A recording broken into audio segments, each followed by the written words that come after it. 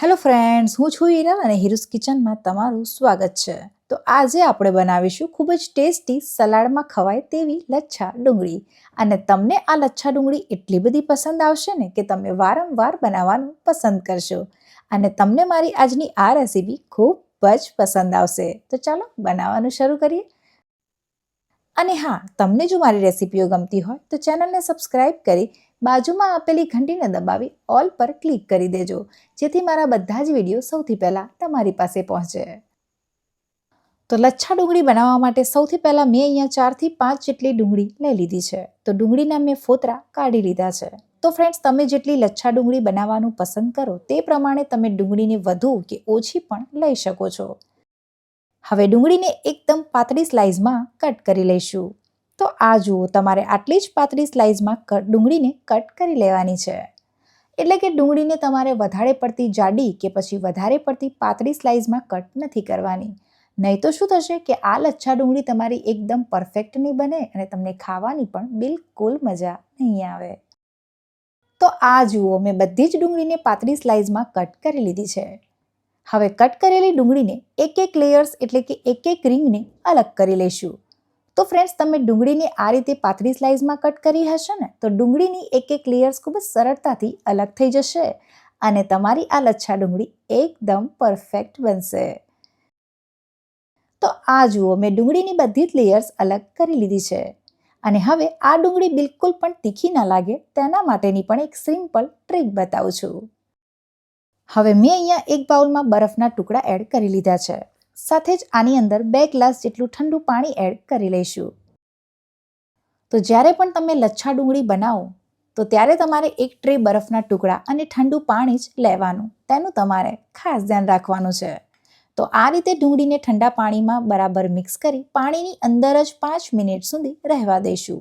આનાથી શું થશે કે ડુંગળી એકદમ કડક થઈ જશે અને બિલકુલ પણ તીખી નહીં લાગે. અને આ લચ્છા ડુંગળી ખાવાની તમને મજા જ આવી જશે. હવે આને 5 મિનિટ સુધી ઢાંકીને સાઈડમાં મૂકી દઈશું.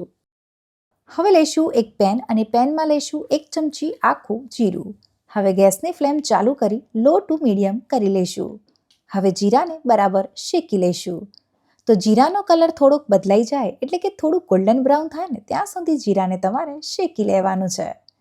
તો ફ્રેન્ડ્સ, જીરું શેકાશે ને ત્યારે ખૂબ જ સરસ મજાની સ્મેલ આવવા લાગશે.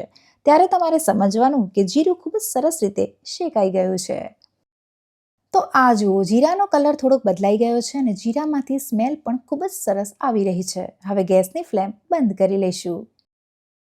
હવે લઈશું એક ખાયણી અને શેકેલા જીરાને ખાયણીમાં એડ કરી લઈશું. હવે જીરાને બરાબર ખાંડી લઈશું. તો જીરું આપણે શેકીને લીધું છે ને તેનાથી તમે જુઓ કે આ જીરું એકદમ ક્રિસ્પી થઈ ગયું છે અને હવે જીરું ઝડપથી ક્રશ પણ થઈ જશે.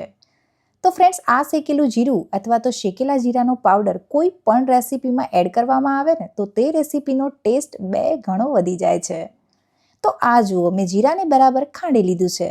તો ચાલો હવે ફટાફટ લચ્છા ડુંગળીનો સ્પેશિયલ મસાલો બનાવી લઈએ. હવે લઈશું એક બાઉલ અને બાઉલમાં લઈશું અડધી ચમચી કાશ્મીરી લાલ મરચું. આનાથી ડુંગળી તીખી નહીં થાય પણ કલર ખૂબ જ સરસ આવશે. સાથે લઈશું થોડો ગરમ મસાલો. સાથે જ એડ કરીશું થોડો ચાટ મસાલો. આનાથી ડુંગળીમાં એકદમ ચટપટો ટેસ્ટ આવશે, તો ચાટ મસાલો જરૂરથી એડ કરવો. સાથે જ એડ કરીશું 1 ચમચી શેકેલા જીરાનો પાવડર. સાથે જ એડ કરીશું સ્વાદ અનુસાર મીઠું. તો આ બધા જ મસાલાને તમે તમારા ટેસ્ટ પ્રમાણે વધુ કે ઓછા પણ કરી શકો છો. હવે આ બધા જ મસાલાને કરીશું સારી રીતે મિક્સ. તો આ મસાલો તમે બનાવીને સ્ટોર પણ કરી શકો છો.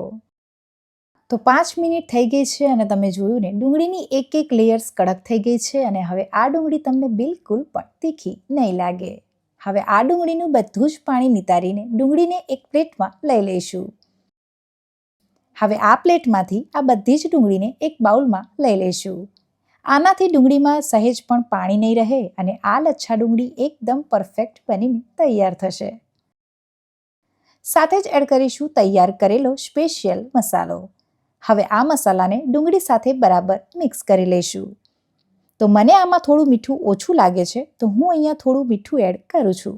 તો તમારે પહેલાં ટેસ્ટ કરી લેવાનો. જો તમને કોઈ મસાલા ઓછા લાગે તો તમે પાછળથી એડ કરી શકો છો. સાથે જ એડ કરીશું અડધા લીંબુનો રસ. હવે લીંબુના રસને પણ બરાબર મિક્સ કરી લઈશું. સાથે જ એડ કરીશું 1 જેટલું ઝીણું કટ કરેલું મરચું. સાથે જ એડ કરીશું ઝીણા કટ કરેલા ધાણા. હવે મરચાં અને ધાણાને ડુંગળી સાથે કરીશું સારી રીતે મિક્સ. તો તૈયાર છે સુપર ટેસ્ટી તેવી લચ્છા ડુંગળી, અથવા તો તમે મસાલા ડુંગળી પણ કહી શકો છો. તો આ લચ્છા ડુંગળી ભજીયા, દાળવડા કે પછી શાક રોટલી સાથે ખાશો ને તો પણ ખૂબ જ ટેસ્ટી લાગશે અને તમને ખાવાની પણ ખૂબ જ મજા આવશે. તો ફ્રેન્ડ્સ, મારી આ રેસીપી એકવાર જરૂરથી ટ્રાય કરજો અને તમને આ રેસીપી કેવી લાગી તે કમેન્ટમાં જરૂરથી જણાવજો. અને હા, હજુ સુધી મારી ચેનલને લાઇક, શેર અને સબસ્ક્રાઇબ ના કરી હોય તો સબસ્ક્રાઇબ કરજો અને બાજુમાં આપેલી ઘંટીને દબાવજો, જેથી કરીને મારી નવી નવી રેસીપીની નોટિફિકેશન તમને મળતી રહે. Thank you for watching.